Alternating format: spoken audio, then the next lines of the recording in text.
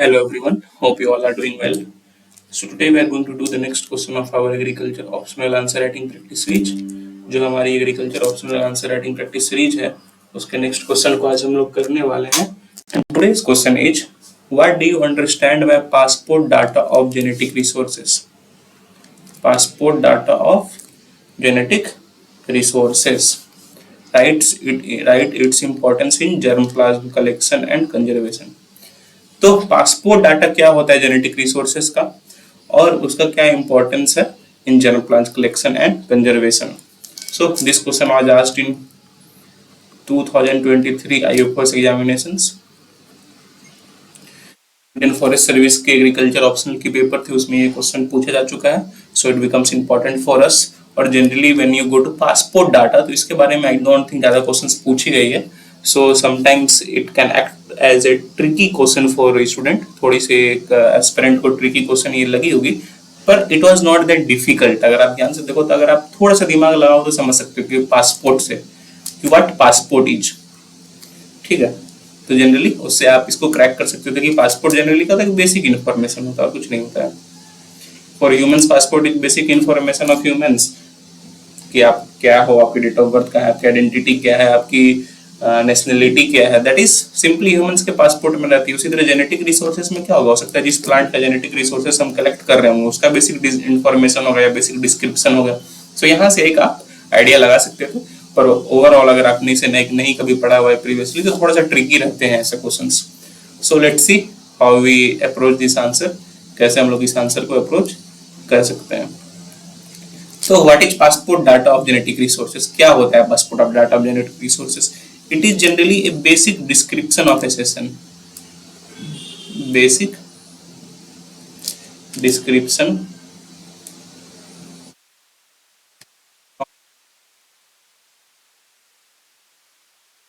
Assertion.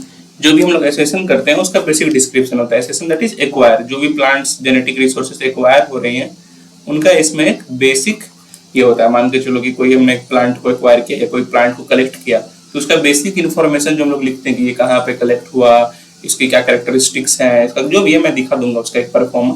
So that is what is क्या passport data of genetic resources. उसी को हम लोग बोलते हैं passport data of genetic resources. तो ये क्या क्या कंटेन कराता है. It contains accession name,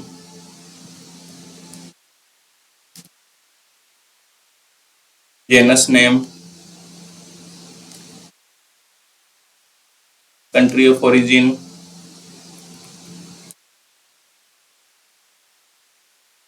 acquisition date,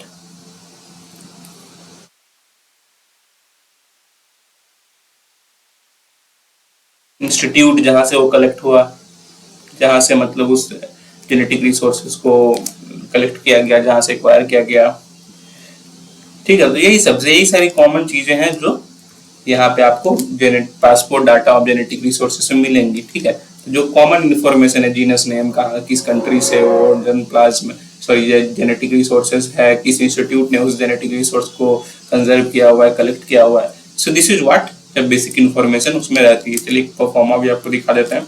this is the pro forma of A passport data.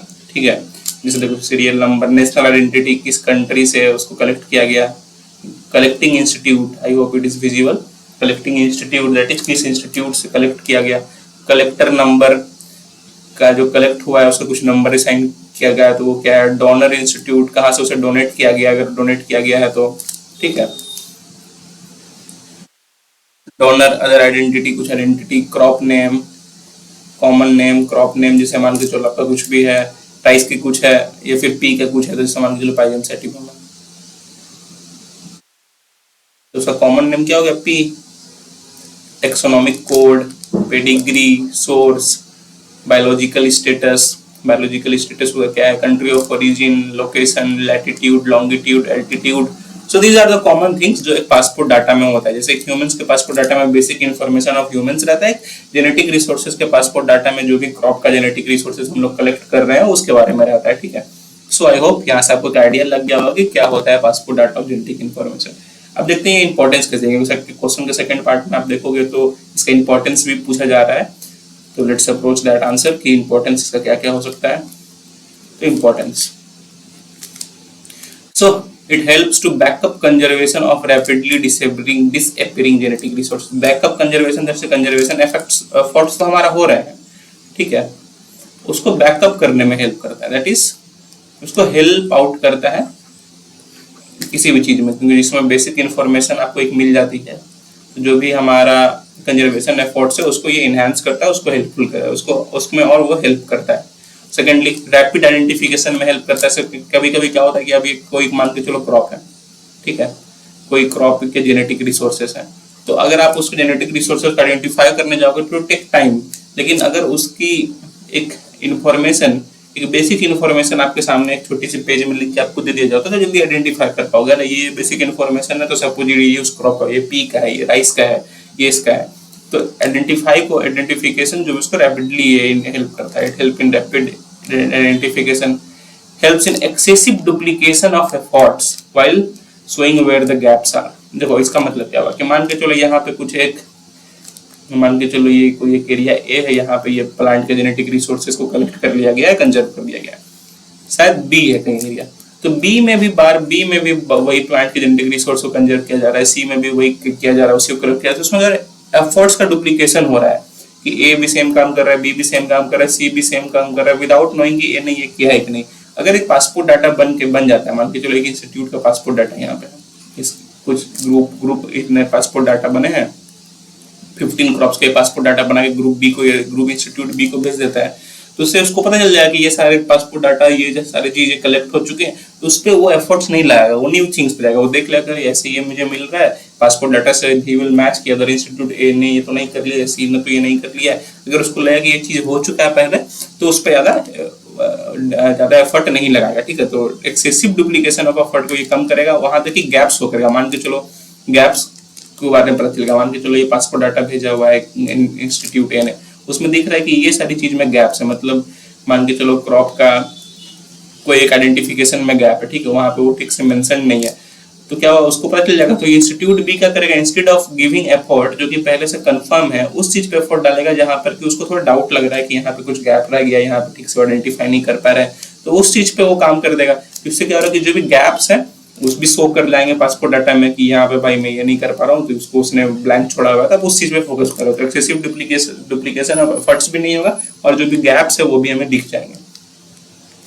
It gives base of access to information for both breeders and farmers. इससे क्या होगा, जो भी क्रॉप इंप्रूवमेंट प्रोग्राम होंगे उसमें ये हेल्पफुल होगा।